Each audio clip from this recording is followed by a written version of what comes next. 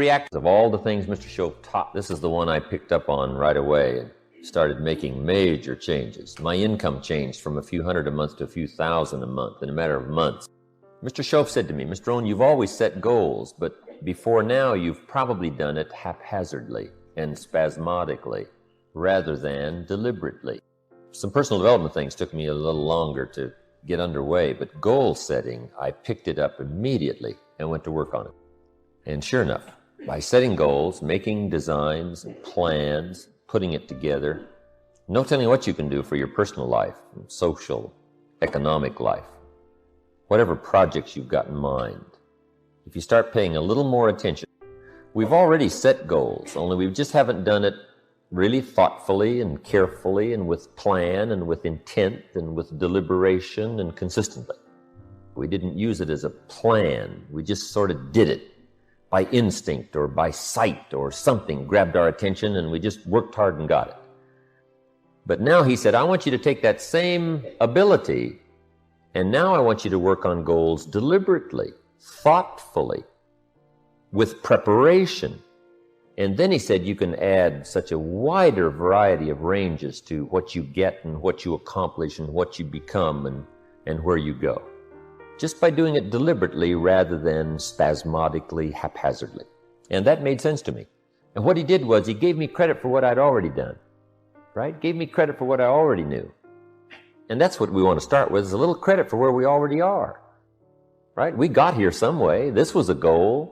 To get here, we've set some goals, we've done some things, but where you might have done it just sort of loosely and once in a while and you know, the ups and downs, now, from now on, with just a few pointers that I found helpful, I think you can start making real deliberate plans, really setting it out so that goals and dreams for you have an incredible attraction. Now let me give you a little simple formula for goal setting, and maybe this will be helpful. First of all, I've divided goals into two parts.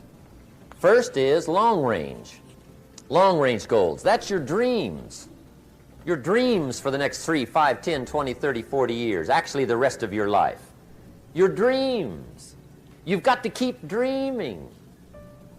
Your better future is a dream for yourself and for your family. Where do you want to go? What do you want to do? What do you want to be? What do you want to see?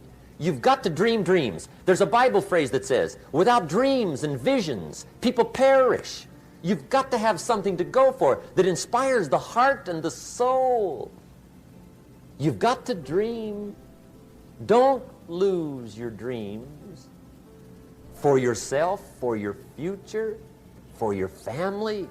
The dreams of love and enterprise and travel and doing things, becoming something unique on your journey here. Don't lose your dreams. Do some dreaming. That's long-range goals. You've got to have those. So that's number one. Here's the second part of goals, short range. Short-range goals. That's your goals for tomorrow, this week, this month, this year, the immediate future. We call these confidence builders. Because if you set up something short-range, go for it, get it, latch onto it, work hard, accomplish it. That starts building your strong feelings to go for your dream. Now, I've divided goals into 3 categories. Here they are. Number 1 is economic.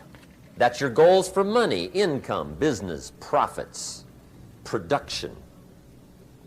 Economics. Make sure you've got your economics well planned. Economics plays a major role in everybody's life.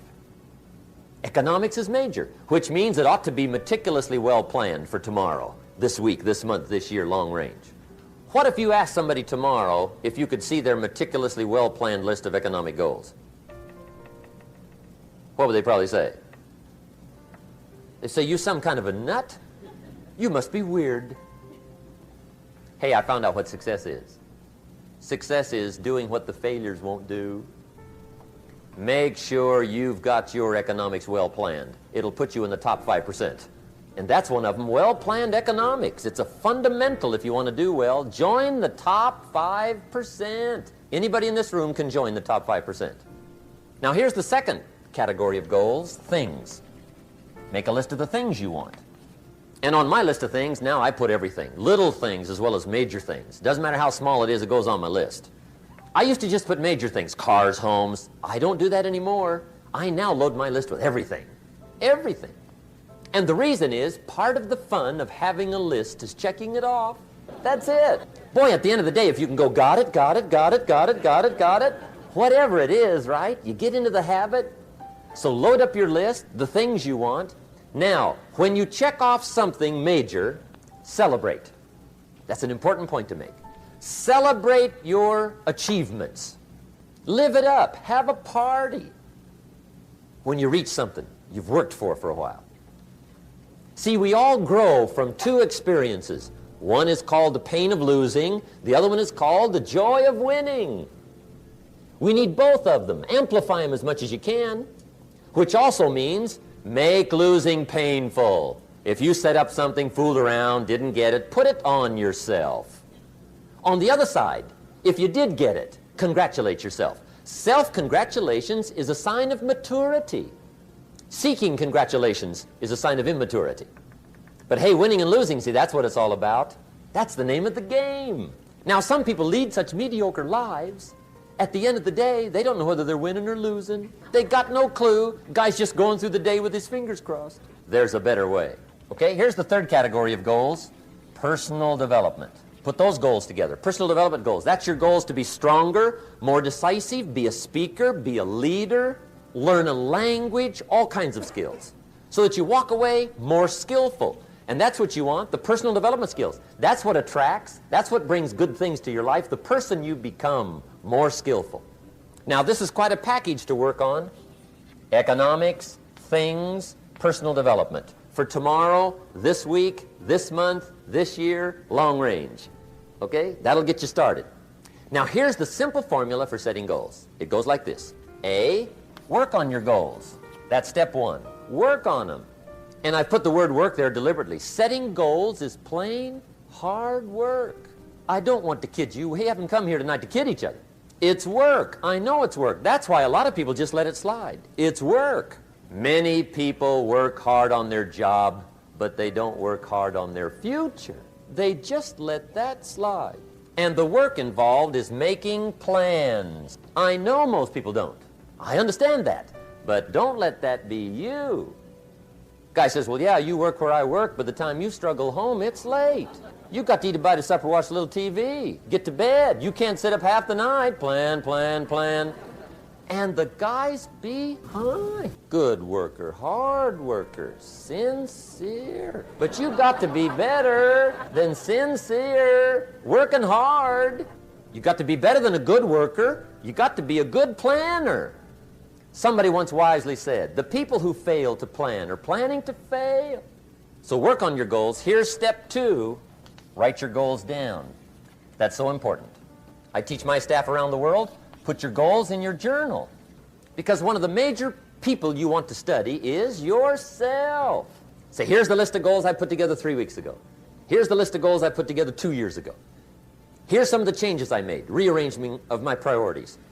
I scratched these off, I put these on, I've gotten these. Study your accomplishments, study what your desires are.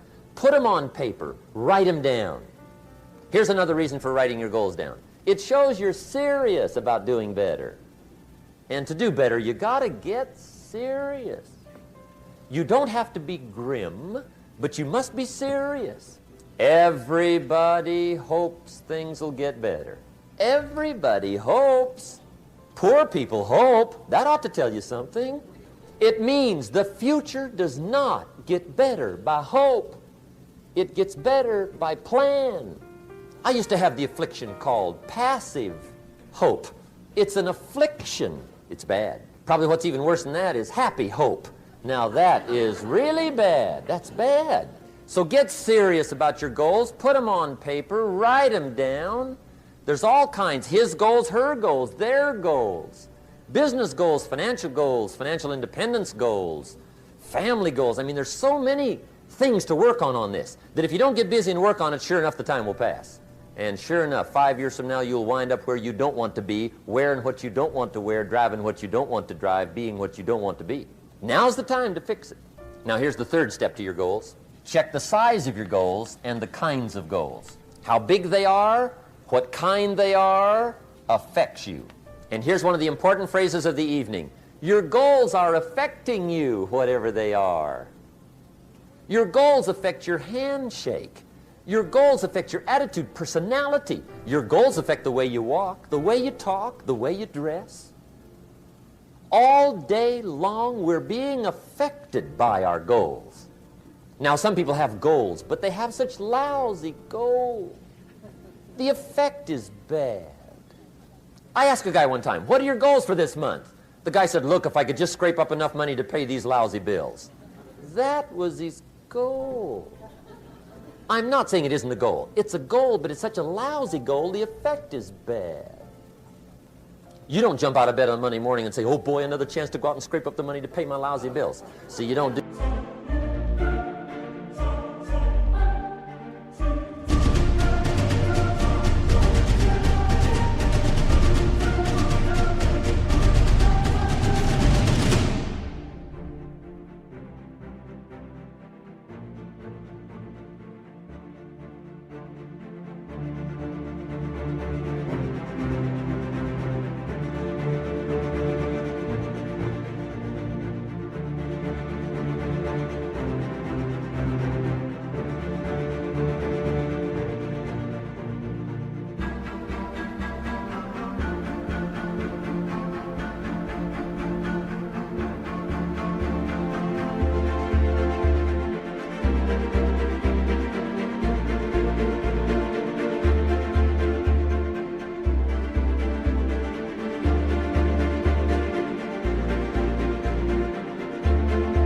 do that. Usually you say, oh, not another Monday. And some people have so given up on life, they have joined the thank God it's Friday club. How sad. Goals can become like a magnet. What you want now is the pull of the future. Now, some things will pull just because intellectually you're aware of the potential and the possibility of the future. That will pull. The discoveries and what can happen and the economy and living in this unique country and the market possibilities and the potentials. I mean, you can get excited about that. Simply intellectually. However, for the real pull on your constructive life to progress, now you've got to design the future for your personal life in order for it to pull. But if you will design it well, it will pull. The goals will become like a magnet. Okay? They will start to pull. The better you define them, the stronger they pull. Now, the next part here is give reasons for your goals. And I have a little phrase for you that says, purpose is stronger than object. Object will pull. Object well defined will really pull. Purpose given to object well defined pulls like you can't believe. And that's the process of being enticed to get up early, stay up late, hit it all day, enticed to read the books and find the answers, develop the game plan, no detail is too small. You're excited about facing the day simply because you've got it well designed and you've given excellent purpose for it. See, if you have a goal of a $500,000 home, that will pull. But the next question is, what for? What's your purpose of the $500,000 home? You say, well, for the feelings, my family, how they're going to feel, the prestige, I'll be able to entertain. See, now we're really getting to the stuff that pulls. Purpose really pulls. Now, the purpose can also be for your life and your lifestyle. Okay? The purpose for becoming a unique person. What kind of influence do you want to have, right? What kind of effect do you want to have on other people? What kind of return do you want in the way of thanks and recognition for the person you've become and your life of sharing? See, once you start dreaming about what you can become, the effect you can have, the joy it's going to give you, the return that's going to come, you just start designing this incredible purpose for your life. And make sure that you include family and friends, because many times what we do for others pulls greater than even what we want for ourselves. If you can see yourself being uniquely benevolent, providing things for people they never dreamed they could have, helping them to accomplish things they never dreamed they could accomplish, how that's going to make you feel, the kind of person you're going to become from it, the joy you're going to get from it, you just must ponder.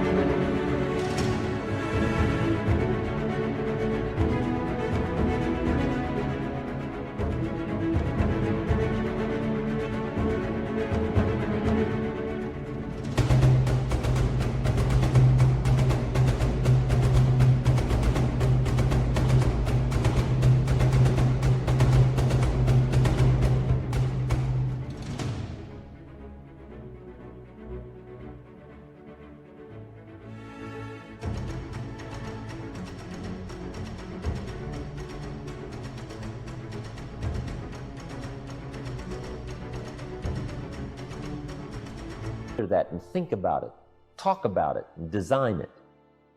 Now, there's two ways to face the future. One is with apprehension, being afraid of the future, being uncertain. The what if this happens game I used to play. What if the money goes wrong? What if the government doesn't do well?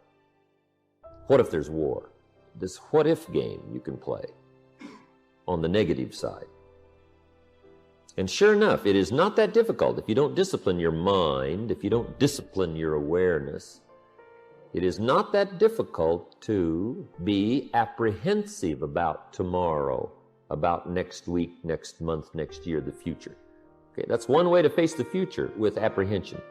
Here's another way to face the future, with anticipation. So if you can arrange it so that you anticipate the future rather than dread the future, see, that can alter your whole life. Because guess how close the future is? The next minute. That's the future.